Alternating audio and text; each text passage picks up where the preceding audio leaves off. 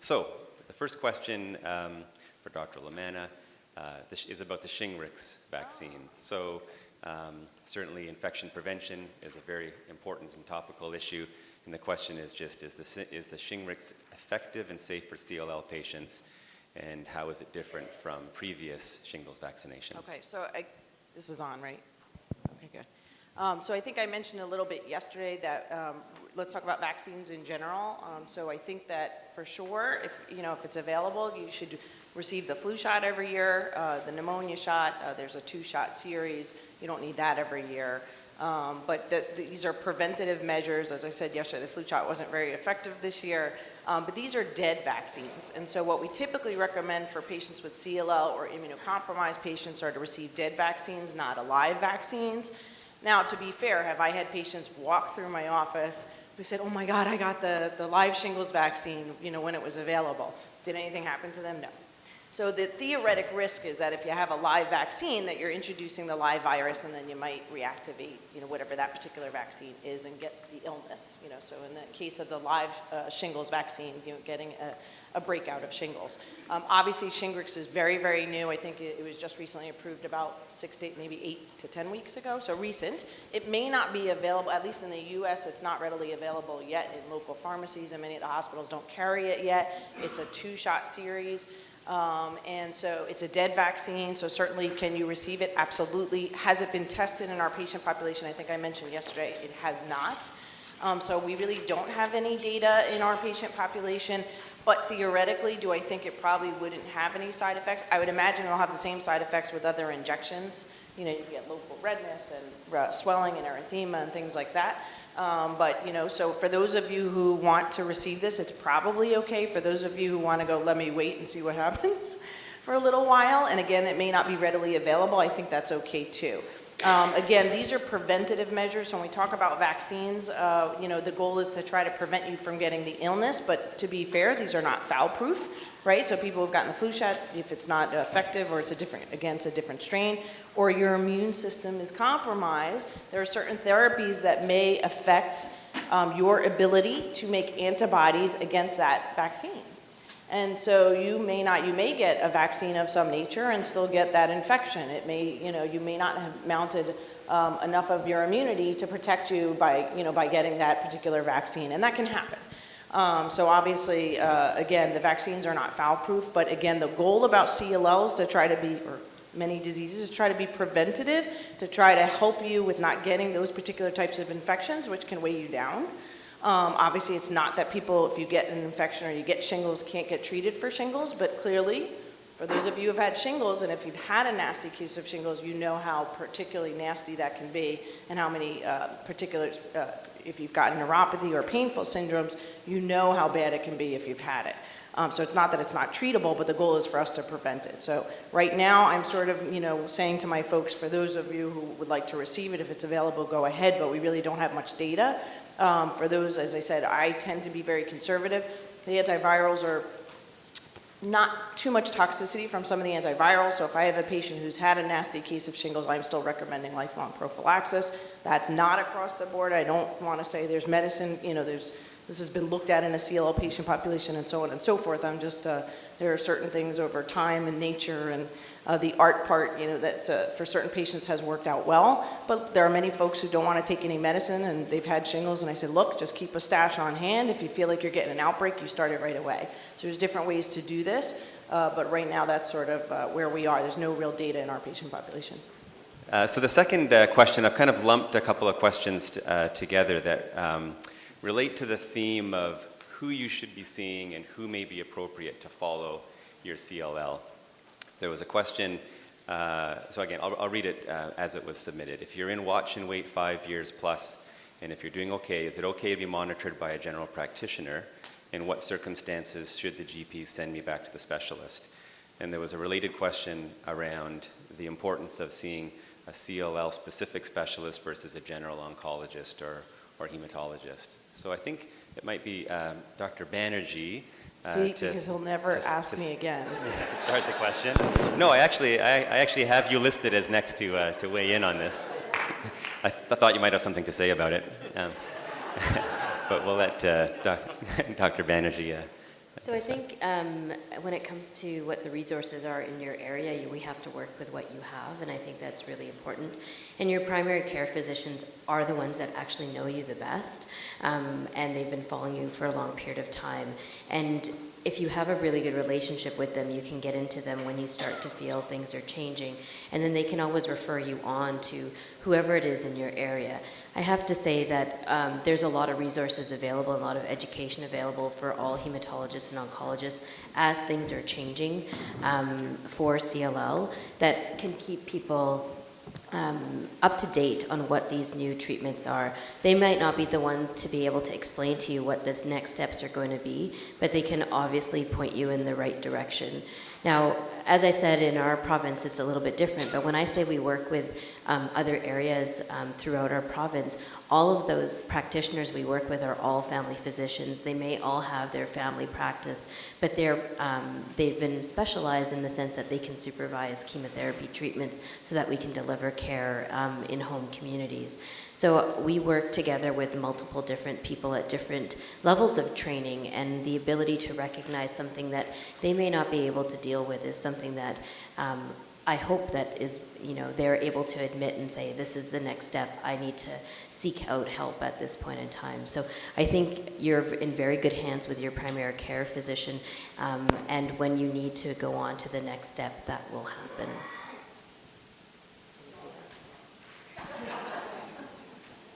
So I think, again, we are all biased by our own sort of experience and where we work. And so obviously out west, there's less dense populations. So we do have more patients followed by specialists in the western part of the country compared to Ontario, where the population is so dense, but obviously the traffic is as well, and so you're going to be more likely seen in your local area than even wanting to go to see a specialist who might not be that far away but could be awkward to reach. I think one of my major interests is clinical trials, I think similar to many other people here, and I do feel that clinical trials are a very important part of care, cancer care in general, but certainly for CLL. Our advancements in the last several years have all been through clinical trials, and access to new drugs is often quicker through clinical trials. So I would say that if you need therapy, you should be asking your physician whether there is a clinical trial that you could be considered for. And any decent doctor who doesn't have clinical trials at their center would at least ask. Even if they say, they might not send you to the Princess Margaret, because if they call the CLL doctor at the Princess Margaret and that person says, we have no open studies for previously untreated patients, or we have no open studies, well, then there's no point in you driving to that center. But they will have likely discussed your case, and you will know that you'll be getting an opinion from that person. I think that that's probably the best way, if you're followed not by a CLL specialist, to make sure you're getting the best care, would be when you start to talk about treatment, is asking if you can be assessed for a clinical trial. And you may end up going and talking to somebody else at a specialist center, but you'll come back to your doctor if there isn't something that you're eligible for. But you do have to ask about studies, and I'm not trying to belittle the efforts of other doctors, but some centers have more clinical trials than others, and some doctors treat a broader range of cancers than others, and they can be less, it's hard to know I can't remember what studies are going on for myeloma, and that's another blood cancer in my center. I would ask, and so you need to, I think you do need to advocate for yourself in that way. You should ask if there's a clinical trial. I think that's the best way to know that you've been assessed. Yeah, thank you. I actually think if you have a good relationship with your doctor, that it's a very special thing. So I certainly advocate that patients who have a good relationship with their doctors actually continue that relationship. Nicole and I had the privilege of participating in a study which was quite an eye-opener. It was called the CONNECT study. And in that study, what we tried to do is to survey the practices of physicians treating patients in the community, not at academic centers. And it was actually humbling, the outcome of the study. Now this may be more akin to practice in the United States, but what was really striking is the following, is that patients, we see patients have, we talked about this heterogeneity in the clinical progression of the disease. And some patients have more active disease early on, some patients have more indolent disease. And many academic centers, on average, perhaps the patients may be treated within 4 to 6 years after diagnosis. Well, it was striking in the community, patients were treated within 18 months of diagnosis for all patients. So that was striking. So I guess patients were treated early and often, and it seemed that the survival characteristics were actually not as favorable either. And so I worry sometimes that a busy clinician who is seeing many different types of cancers has a patient who's asking questions about the disease, has anxiety. We talk about watch and wait, but sometimes that anxiety translates to putting anxiety on your treating physician. And there's always an urgency to do something, even if doing something may not be really in your best interest. So you really have to be careful. I always say, if it ain't broke, don't fix it. And it's almost sometimes like taking a sledgehammer to fix a leak in your faucet. You can actually make things worse by taking action.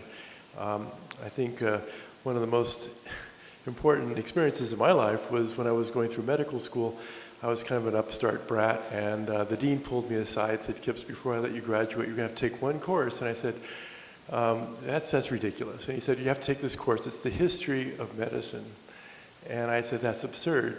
And it turned out to be the best course I ever took in my entire life, because we had to go and read translations from ancient documents. It turns out Hippocrates did not practice the Hippocratic Oath. Surprisingly, the Hippocratic Oath was actually by the Euclideans. That came in the 6th century. But Hippocrates used to always be able to practice in the open square, and he would be very astute and make recommendations to patients.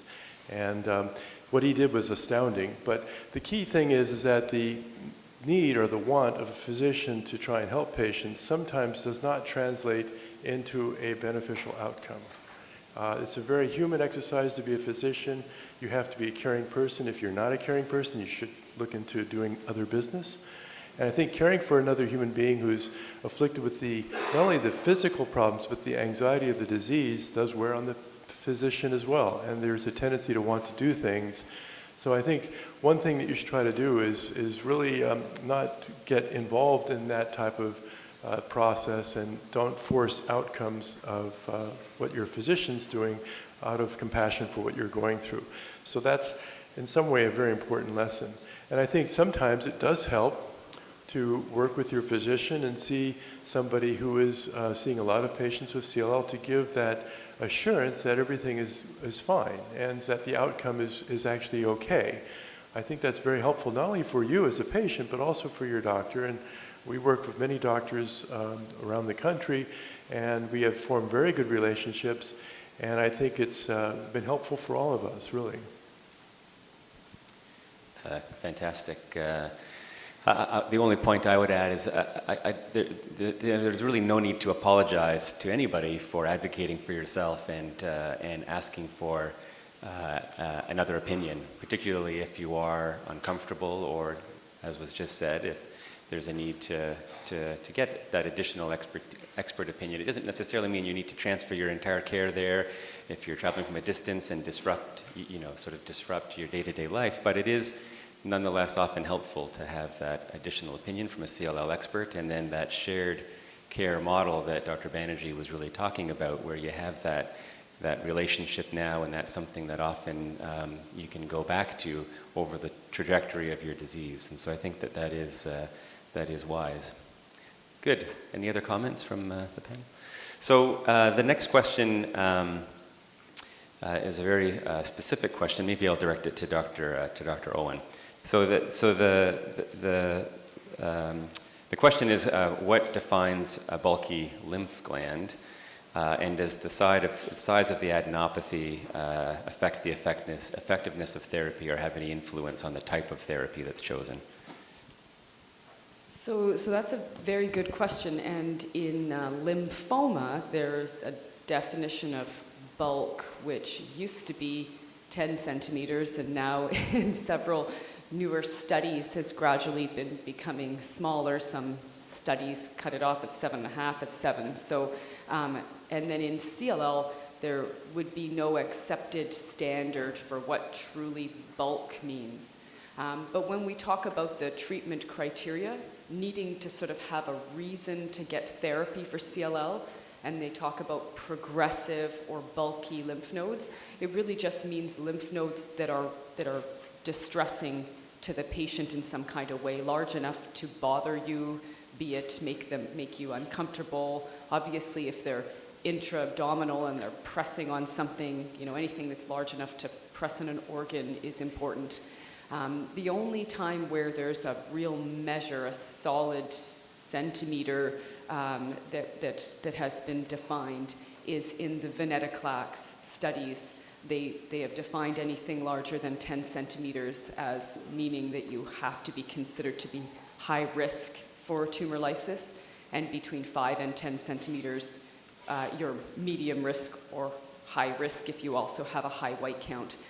So for that specific drug, there is a clear definition in the product monograph that is meant to direct how your therapy for the tumor lysis prevention is done. But otherwise, there are some drugs that work better for patients who have more bone marrow disease, but most of the newer agents work very well for patients with large lymph nodes.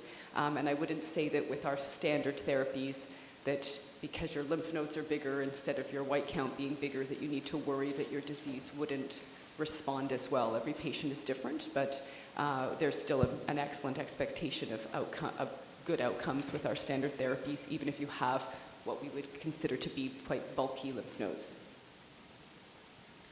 Great. Any other comments from others in the panel? I think that's very reasonable and comprehensive. This one I'd like multiple people to weigh in on. This is something I'm sure all of us field questions about daily in the clinic, and it relates to the use of marijuana or other cannabis products. So this is important, actually, and like I said, we deal with this on a regular basis. I think it's going to be good to get the breadth of response here. So is marijuana harmful or helpful? Can you use it if you are a CLL patient? And there's a follow-up at the end about other things such as saunas, massage, hot tubs. But maybe we'll focus on the CBD issue first. So, Do you want me to start? Yeah. So there's California. I'm right next to BC. We generally discourage use of marijuana by the staff.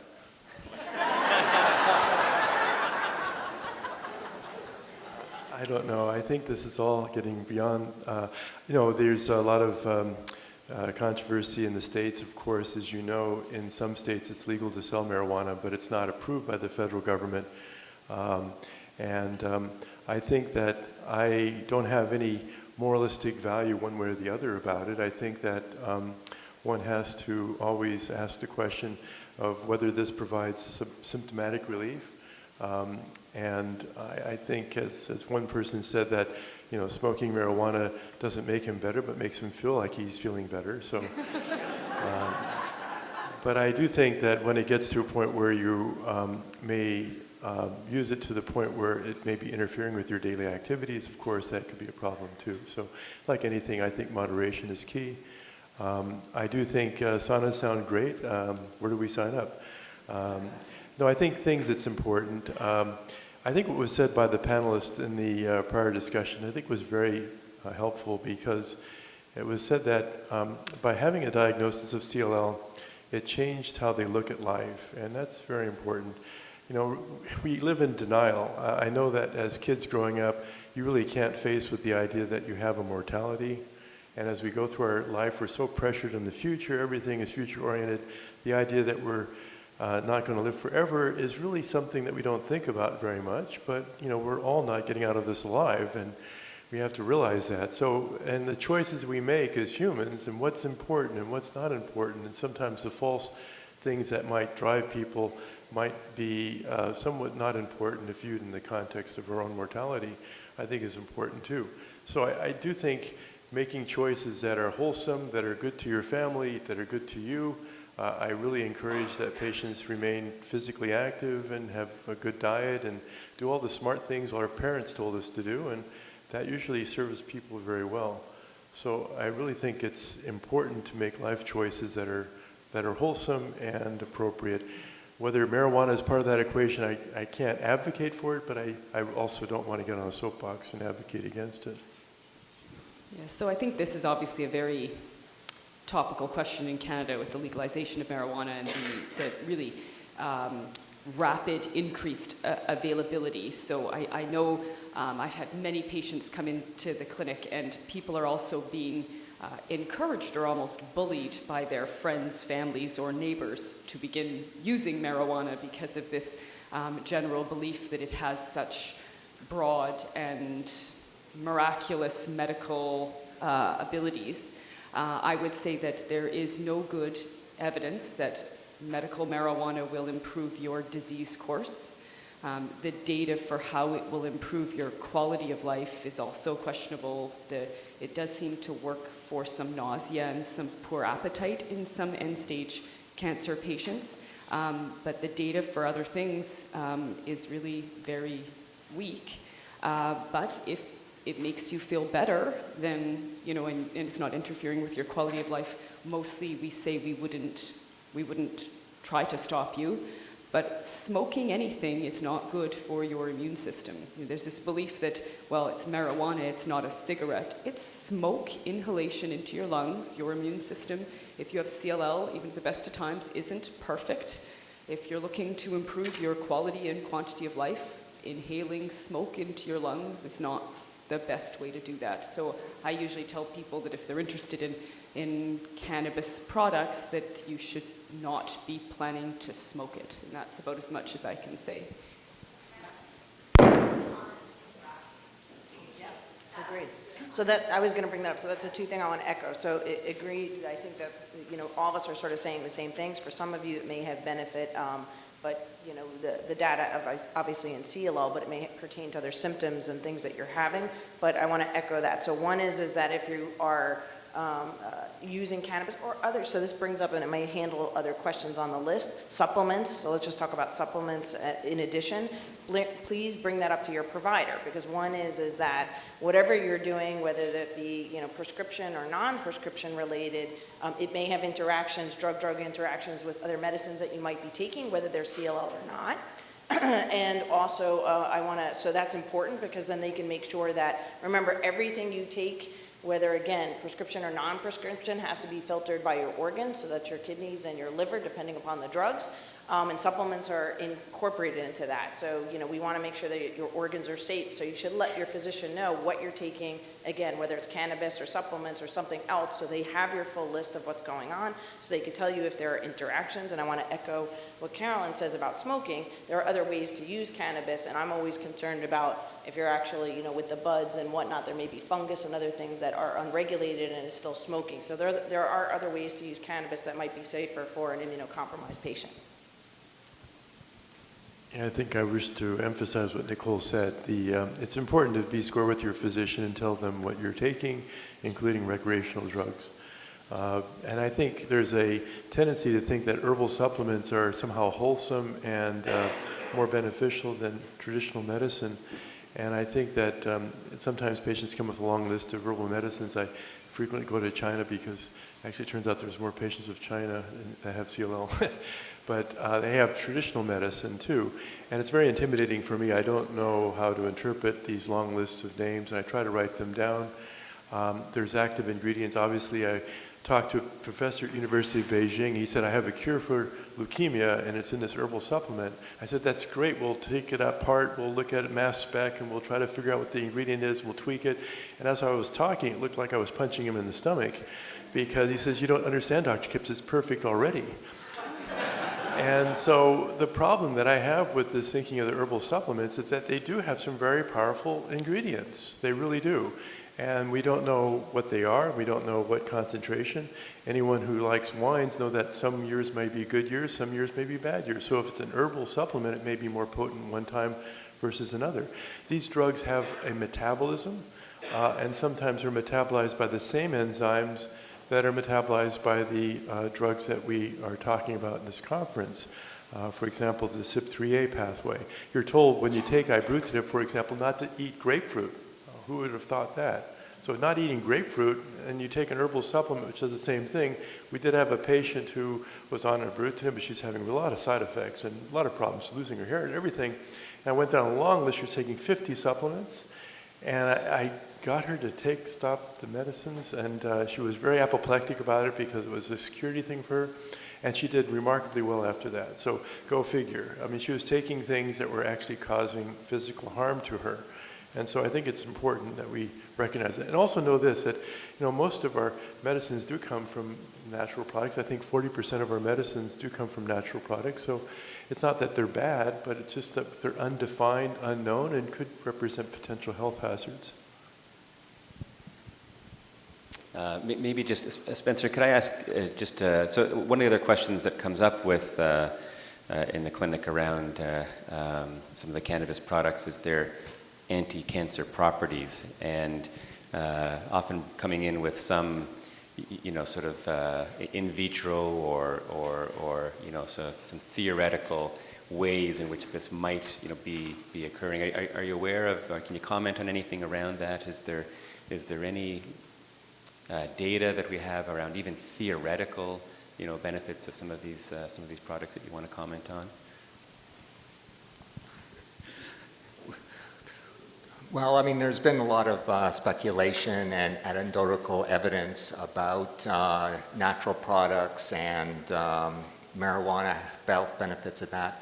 I guess one thing I want to emphasize, and I think other people have talked about it, is that we need evidence that the active ingredients in these products are actually doing what you want them to do. And that means that there has to be active research projects on these to know what they do and how they would interact with other drugs, and will it have any benefit. Otherwise, we're just poking in the dark, not knowing what this will be beneficial or harmful, and we don't want to do any harm. So I would never try to promote anything until there is actual evidence to say that it is going to be beneficial. We'll move on to the next questions. We could be wading into some thorny areas here. So we'll get back to some questions now around CLL management, and there's some questions around the future that maybe I'll ask Dr. Kipps to address first, and others in the panel can weigh in.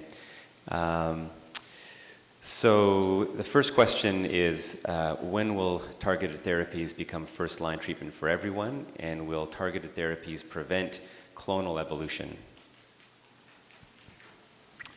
It's a difficult question, I think, because I do think targeted therapies represent an excellent option for patients, and I think as more and more the studies that we have that indicate that there might be a benefit to taking certain targeted therapies over what might be considered traditional chemoimmunotherapy, as those data come out, I think it would make a logical choice for patients. I do think one has to evaluate the entire patient and the disease and try to devise therapy that's appropriate for the situation. And I think that not one size fits all. And I think having more options and more choices is always a good thing.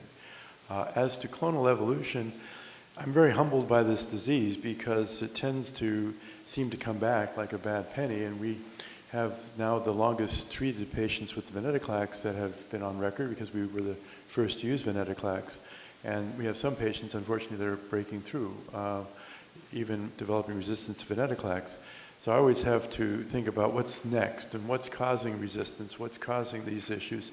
Anytime you put selective pressure on the leukemia, it tends to have a way of trying to circumvent that approach and develop changes, either genetic changes or epigenetic changes that might allow the tumor to be less susceptible to the given type of therapy.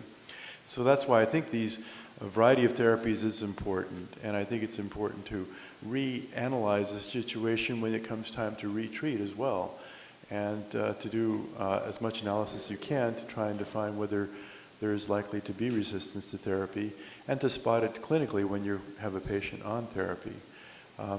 So I don't want to get into a situation of saying that targeted therapies are always going to be frontline. I do think they represent a very attractive frontline option. I think that there may be reasons for wanting to take certain forms of chemoimmunotherapy for certain types of patients. And I think that's a very personal choice. And I think what I always say is that I don't view any therapy as having a downside at all, because I think there's always a risk to the therapy, and you have to always assess what is the benefit from that particular type of therapy, and hopefully have the risk-benefit ratio in your favor, and to keep assessing as you go along. I tell patients when they are on therapy, or even when they're managing their disease, it's almost like driving down the freeway, and you don't put things on autopilot. You actually have to keep looking, and you have to change lanes, and you have to be aware and to try and do things that are appropriate depending on what type of side effects you may be having or the response you're having. So if that's a short answer to a... Yeah, that's perfect. Any other comments? I'm just going to echo that, and just to answer it in a slightly different manner, maybe. I mean, do I think the targeted therapies will be available frontline? Yes. But to echo what Tom is saying, I still think individual choices, depending upon side effects, comorbidities, the patient's disease characteristics, will still influence. So we're happy to have all the new therapies, and yes, I do think they will be more readily available frontline at some point, depending upon the region where everyone lives and obviously other issues. But then we'll have to figure out, we're learning, obviously we can, folks who might have been through ibrutinib and failed ibrutinib, like Mark did, we're learning about mechanisms of resistance of these drugs. And so this is going to take time. It does make, for us, a little bit of a challenge, because there's no doubt we're happy to have all these different therapies, but it does muddy the water a little bit, because we're having to learn how we can sequence these drugs, how to use these drugs appropriately, and it may be even different in different individuals, and again, different subtypes of the disease. So this is going to be a learning curve as we learn more and more about the disease, the biology and mechanisms of resistance and clonal evolution and so on and so forth. So this is a much longer, complicated question. Whoever asked it, very smart. And I'm just going to add one little thing onto that, is that it has been a humbling experience understanding the clonality of CLL and the differences in the genetics over time. And it's not just a response to the treatment, the disease changes over time as well. And as technology has allowed us to go deeper and deeper into understanding these changes, more questions have come up than answers. So this is going to be a topic that's going to come up over and over again as we try to better understand how CLL progresses and how these treatments affect CLL. Just as a comment, when we were starting to learn a little bit more about cancer cell resistance, we tried to actually develop resistant cell lines in the lab. And the way to do that is to actually introduce small amounts of drug to these cell lines and see them survive through the drug. So if you think about some of the selective therapy that we're doing right now, we're actually introducing into our bodies, where cancer is continuing to live and grow, these drugs. And so you can see how this evolution can happen over time. And what I think is really interesting right now is some of the combination treatments with some of the chemoimmunotherapies and the novel agents that will enable us to stop some of these drugs. And I think that's really hopeful for the future, because that means you haven't failed that line of therapy, and that therapy is still available for you to be reintroduced. And I think that is something very important to take home from this question that was asked, and I think is very important. Just to add to that too, yesterday I had spoken about novel immunotherapies that are being used, and I think re-alerting your immune system of the cancer cells within your body is important as well, as another mechanism to sort of fight off this clonal evolution of the cancer cells. So I'm just there's a follow-up question I think may be relevant for the discussion we're having around clonal evolution and stopping therapy. So the question is, what are the implications of patients stopping and starting their therapies? So it sort of feeds into this discussion here. There's a lot of diseases where, so compliance to medications is something that physicians talk a lot about with their patients in all sorts of diseases, hypertension, cholesterol. But in oncology, there are examples also where compliance is clearly important for disease outcomes. Say chronic myeloid leukemia, missing even 10% of your doses may ultimately lead to poor outcomes. And yet we're having a discussion here about the potential benefits of time-limited therapy targeted to, maybe a disease outcome, like very, very low levels of disease. Are there concerns that anyone might have around stopping and starting therapy as it relates to clonal evolution? Yeah, I think that there have been studies, of course, where patients are followed on ibrutinib and trying to track when they stop therapy and for how long. We typically recommend that patients, for example, with ibrutinib, stop the medication prior to surgery. And to make it easier, I say it's almost like taking a baby aspirin a day.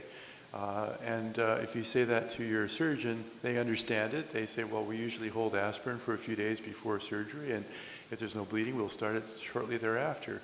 But if you say, I have leukemia and I'm taking ibrutinib, and I have to hold the medication, they get apoplectic. Surgeons in particular don't like leukemia. Cardiovascular surgeons hate leukemia.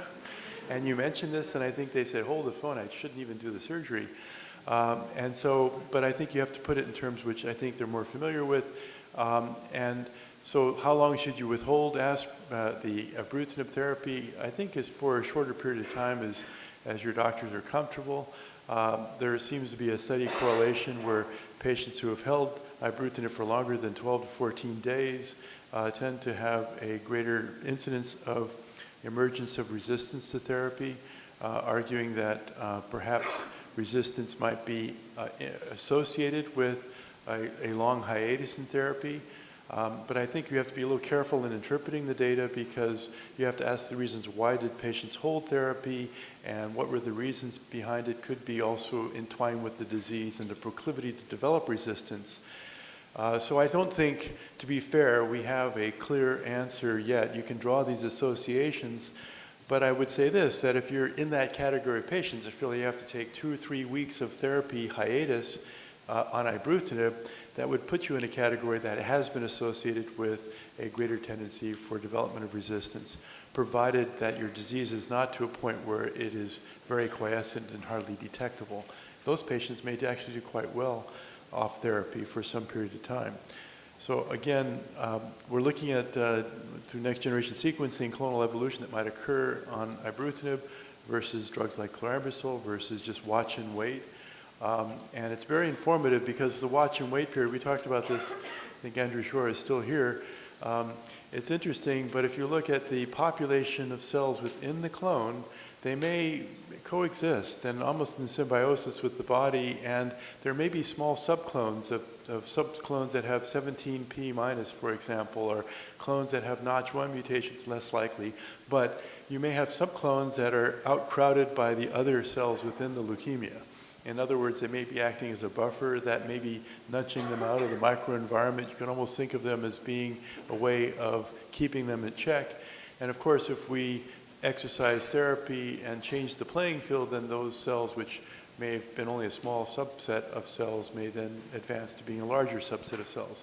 So the therapy itself is not inducing the changes in the leukemia so much as selecting for the changes in leukemia. And I think anytime you have effective therapies, even targeted therapies, we're probably achieving just that as well. So I think clonal evolution is going to be present spontaneously or with therapy, and the question is, what are the implications of that? We need to do more research to figure out. Did you want to comment, Virginia? Dr. Lynette, you can feel free. No. Great. There's a couple of questions about prognostic factors that I'll direct to Carolyn. I'll lump them both together. There was some questions just requiring some additional clarification about the difference between mutational status and mutations like 17p deletions, and a follow-up question around the significance of trisomy 12 and what the percentage means. So those are very good questions. So the term mutation just means variability in the DNA from what the expectation is. Let's say what the rest of your cell's DNA looks like, and then a mutation is a change in one of the base pairs in the reading code of the DNA that's present in any different gene. Usually we're talking about in cancer, the cancer cell itself has acquired a change in the DNA, and that's the mutation. There's people who are born with a mutation in a certain gene that leads to different kinds of diseases. But in leukemia, we're talking about this isn't something your body has, it's something that has occurred probably by random chance in a cell that helps it become a cancerous cell. So the leukemia has changes in the DNA that the rest of your body doesn't have. So we know that losing a little piece of this chromosome 17 is bad. That's deletion of 17p. And the way that hurts us is because you've lost a gene, the gene TP53. So that's how you lose the gene. It's no longer able to be transcribed, so you don't have enough of that protein that helps your body respond to changes in the DNA and kill bad cells. But if you have the gene, and yet there happens to be mutations in the gene, now the gene doesn't work properly, it's the same effect. So even though the gene is there, it's not made properly, you don't have enough of the protein, you don't respond appropriately to changes in the cell and kill bad cells. So when I was talking about the fact that in Canada most centers are not doing TP53 mutation testing, that is just looking at the DNA in the gene. And it is a test that is possible to do, and it's becoming more easy to do it in a quick and high throughput fashion. So it will become more available. So that's mutations in that specific gene. When we talk about prognostic factors, Dr. Kipps mentioned, there's a whole bunch of other genes that have been reported to have mutations in them that can have some prognostic implication in CLL patients. They're just not confident enough or predictive enough that I would be advocating that we should be making sure that everybody can have those testing done. But other mutations in other genes can also have some value, and maybe in a few years, enough value that we'll be saying we should be doing them. Mutation in the immunoglobulin heavy chain is the antibody where in a normal B cell, you make these mutations intentionally trying to make antibodies that are better fixated against invaders like bacteria, and that the more mature derived CLL cells have mutations, and that's the lucky people. I mean, it's not lucky to get CLL, but if you've got CLL and you have a CLL that shows mutations in the immunoglobulin, that just happens to be good. That's the nature of the cell. So again, it's mutations, but in that case, it's in the antibody, and it's just reflective of two different populations of patients. Those with unmutated tend to do less well and have more resistant disease. Those with mutations in that immunoglobulin tend to do better.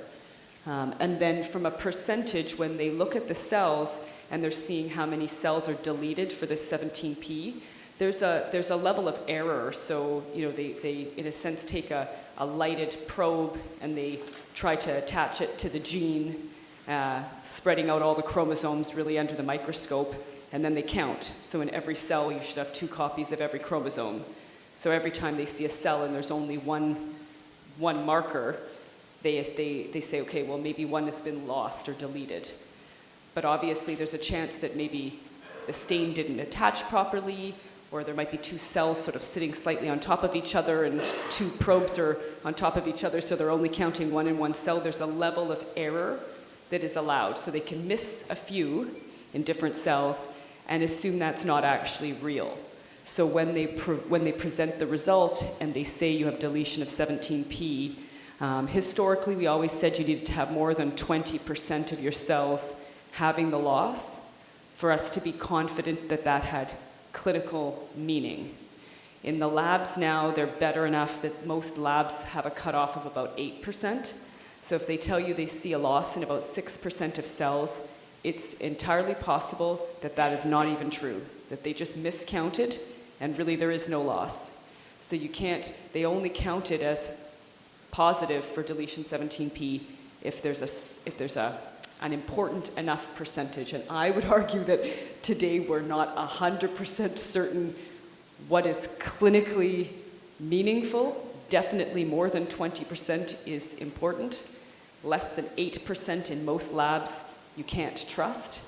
And between those two, I think there's still debate as to how much clinical relevance there should be. And I would recommend that if you don't need treatment now and you wait a while, that you should repeat the test. Because if it was just error, then the next time it might come out saying negative, or it'll come out saying there's a lot more of those abnormal cells and it's now become obvious that it's true.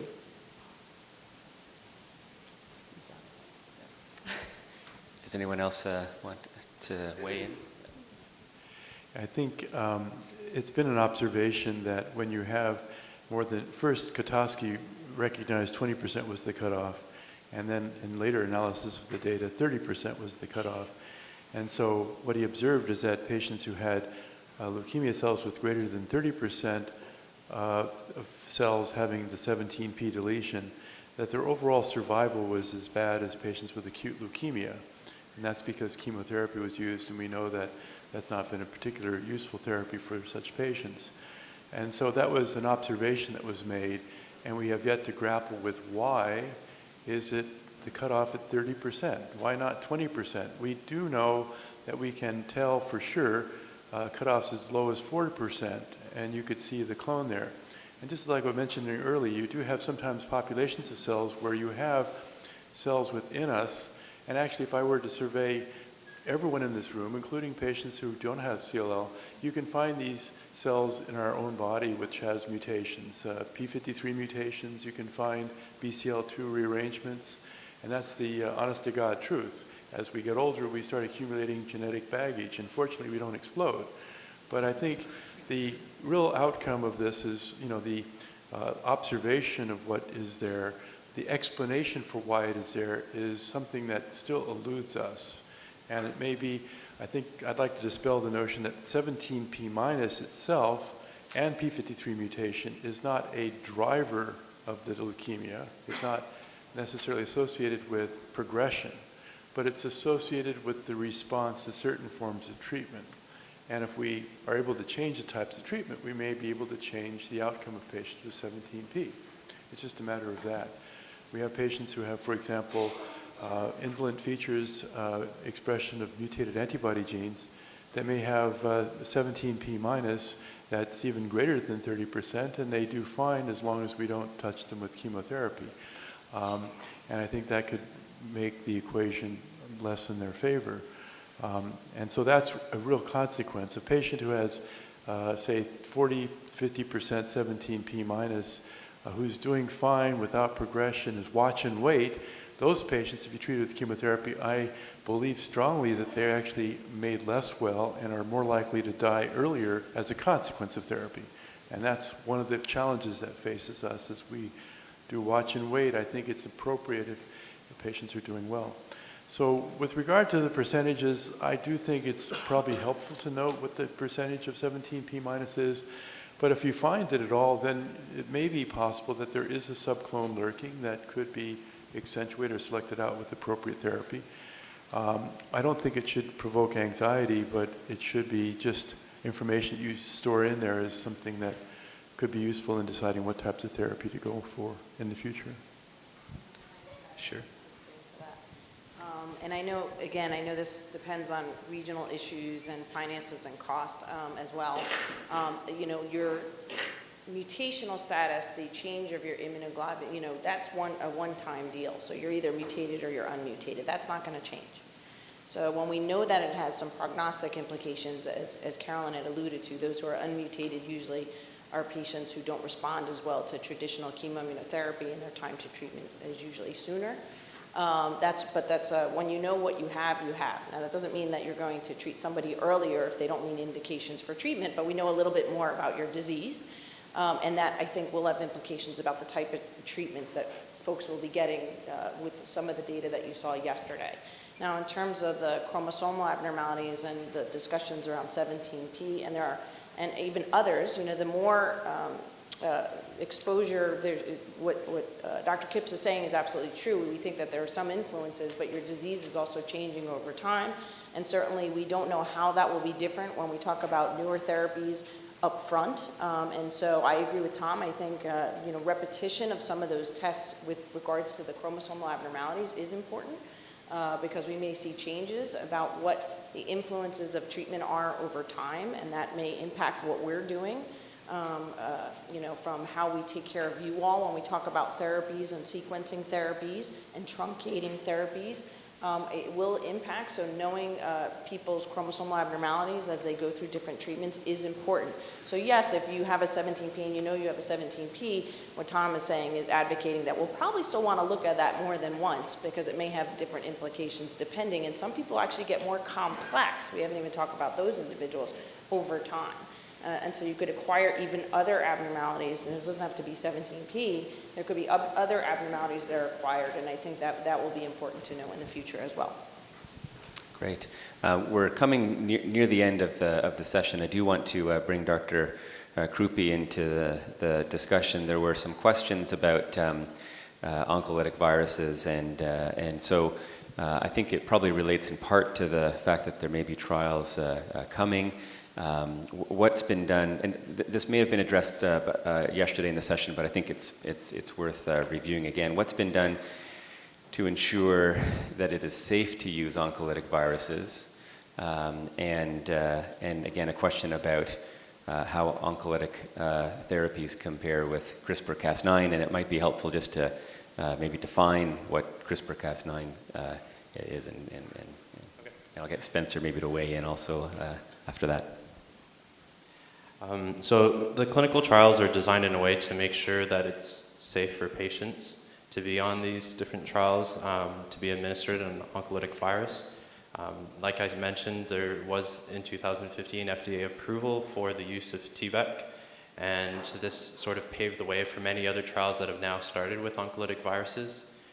So I don't think OVs for short, oncolytic viruses, will replace current therapies right away. I think it's that they're going to start being implemented in combination with some of the current therapies.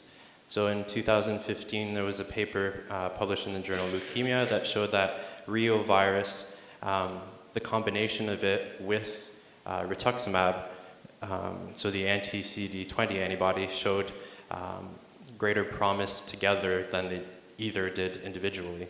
And this was shown to be through enhanced activation of NK cells that killed the cancer cells. In a previous paper as well, they showed that if you used an anti-BCL2 inhibitor, it could sensitize the cancer cells to therapy with VSV virus. So I think with time, we'll see the use of oncolytic viruses in the clinic for CLL, which I think is very promising and exciting. And in terms of CRISPR-Cas9, this is another way to edit your genes.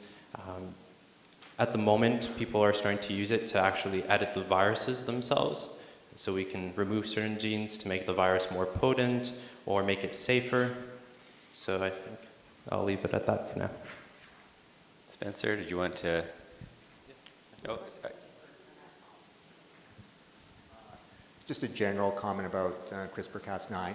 It is an exciting new technique in which researchers can really target the genes that they want to alter, either by eliminating them or adding them, and knowing where in the genome you're actually locating it. The technologies before, it was more like shooting in the dark. You would throw genes into the genome and you don't know where they go, but you know that you will get a product at the end. And so this caused a lot of questions, is that are we altering something else? Are we misinterpreting the data? And so this is a very targeted way for us to do it, and therefore we will be able to ask very specific scientific questions and develop new tools in which we can build better CAR T cells and better oncoviruses. And so this is something that is going to be evolved over time and is an exciting way for us to have better tools. And also in regards to CRISPR-Cas9, the first clinical trials have started in China and the US, but they haven't focused on CLL patients. But we'll see with time what happens. I'm just going to talk a little bit about CAR T on a different level. So the whole concept of this is not new. Obviously stimulating your immune systems to attack your cancer cells. CAR T cells we were working on about 10 or so years ago. It's obviously, obviously a very exciting technology, right? Think about it. You stimulate your immune system to kill your cancer cells. Perhaps that obviously you don't have to use other therapies because this is more targeted. But as you guys have heard and learned, this is not non-toxic therapy. This is evolving because you're stimulating your immune systems in ways that we're learning about how to figure out safer ways to do this. So we understand that this is, some folks have gotten this and it has been wonderful response rates for some patients who have received CAR T cells, and then there are other people who have the most horrible experience whatsoever. So we're learning how to use this type of therapy. Obviously, it's been approved in acute leukemia. Why? Because there were some individuals that rendered dead. Now, acute leukemia is a completely different beast. Those patients, they get, very intensive high-dose therapy. We either cure those individuals or they do not. And they have a much shorter survival, for sure, than chronic leukemias in general, right? So we're talking about a very short time to that we either cure their leukemia or they die. And so to bridge some of those either to stem cell transplant or that they're rendered cancer-free is a completely different ballgame. We're used to taking those folks to the intensive care unit, and so no wonder why I got accelerated approval in diseases like ALL. So remember, there are lots of things, this technology will not just be used in acute leukemias and probably chronic leukemias and lymphoma, but this also has some applications to obviously even regular solid tumor cancers. So the technology is there, it's evolving, it needs tweaking. We have to learn about how to take care of some of the side effects, the cytokine release syndromes, the neurocognitive issues that can be associated with this. Many of us have given CAR T, I know exactly what this is. But there are folks that are appropriate for these studies, and there are folks that probably aren't appropriate for these studies just yet. And you need to obviously see a specialist who does this and have that context, because they will tell you whether or not this is appropriate therapy for you. And so I think that I'm glad that people are excited. There are some people who are like, I just want CAR T and I don't want anything else. That may not be appropriate therapy for you. Okay, it is not that this is, non-chemotherapy based. So I just wanted to say that out loud. Others, Tom might want to say something as well. Also, sometimes physicians will administer chemotherapy before giving CAR T. Yes, this is not non-chemo-free. Yeah. But oncolytic viruses are chemo-free. That's one difference there that I'll add. Any other comments? We are running into break time, so I do think we will bring the session to a close, if that's okay. Sorry, maybe we'll take one question. Yeah.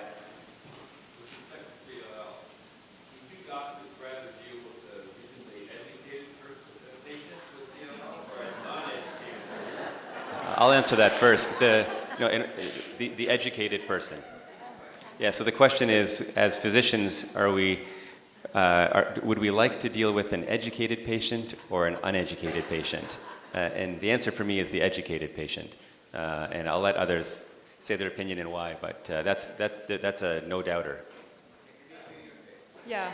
No, I think that the best patient is somebody who is engaged. You don't have to be over-educated. It's not like it's your job to come and teach your doctor everything about CLL. I feel sometimes like some of the patients, it's almost it's a quiz. Did you see the news yesterday? And you're kind of like, I read the newspaper, and you're trying to guess at what. But certainly anybody who understands their disease enough to ask relevant questions. If you ask more complicated questions than what I've explained the first time, I'm more than happy to go to a level more complicated.